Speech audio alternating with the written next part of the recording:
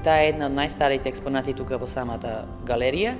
Таа е заедно со дел од резбата на првата црква која што е изградена во 19-тиот век, Свето Благовештение. Заедно била во Лондон, Стокхолм и Њу Јорк и постигна многу голем успех од уметнички аспект и од аспект на презентираност кој што досега културното наследство на Македонија многу ретко било изнесувано од самата држава.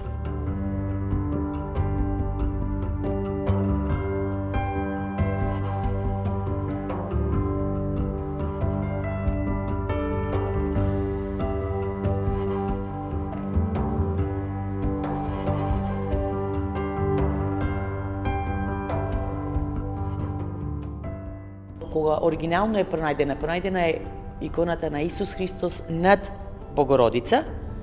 Кога е однесена на конзервација и реставрација во Скопје, откриена дека под иконата на Исус Христос, која што потекнува од 17 век, се наоѓа постара икона која што е 16 век. Издвоена е иконата на Исус Христос, поставена на нова штица и излезе представата на Богородица со Исус Христос на оригиналната представа.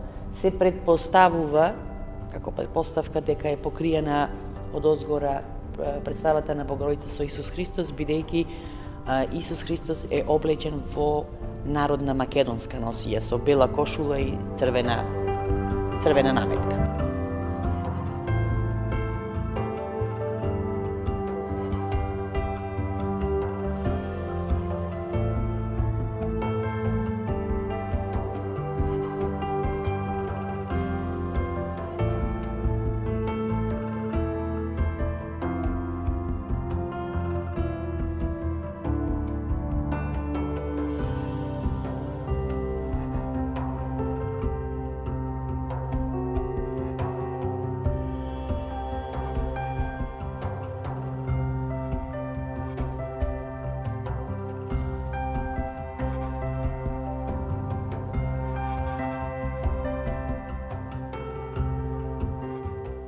Имате овде представа на Богородица со Исус Христос од 17-тиот век.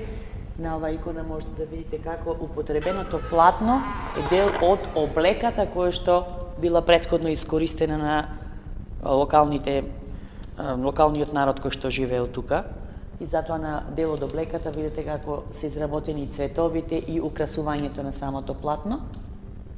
И на незе е извршено исликувањето на представата на Богородица со Исус Христос.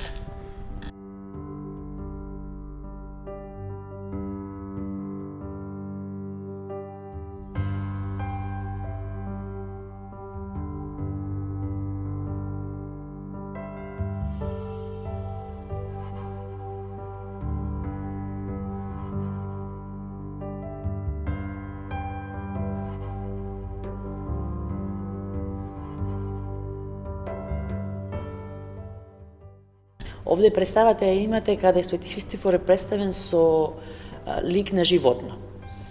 И во Библијата и општо во истражувањата се откриени дека самиот Свети Христофор бил од канибалистичко семејство, потекнувал од канибалистичко семејство и не сакал повеќе да има лик на животно, сакал да има човечки лик, а бил многу голем човек и затоа се молел кај Исус Христос да дојде и да му помогне да биде сменет неговиот лик.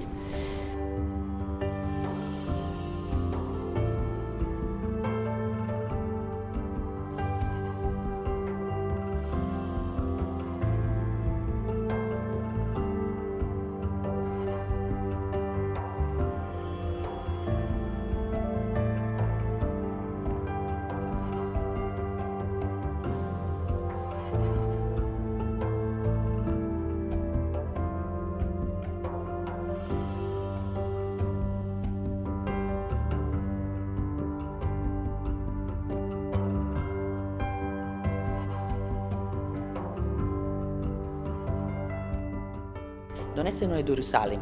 Значи, кога луѓето во 19-тиот век одели во Ерусалим, некако сега можеме да направиме фотографија или да докажеме дека сме биле во Ерусалим, морале да донесат нешто да докажат дека биле во Ерусалим и ги носеле ерусалимските платна. Ерусалимското платно е поклон во Заводот и музеј во Прилеп.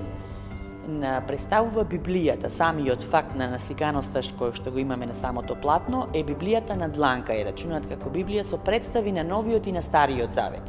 Имате сцени на ерусалимски платна кои што достигнуваат на величина на една монета и кога ги гледате со лупа на самите сцени кои што се представени во тие ерусалимски платна, значи не недостасува ништо на ниедна фигура. До совршенство се изработувани ерусалимските платна.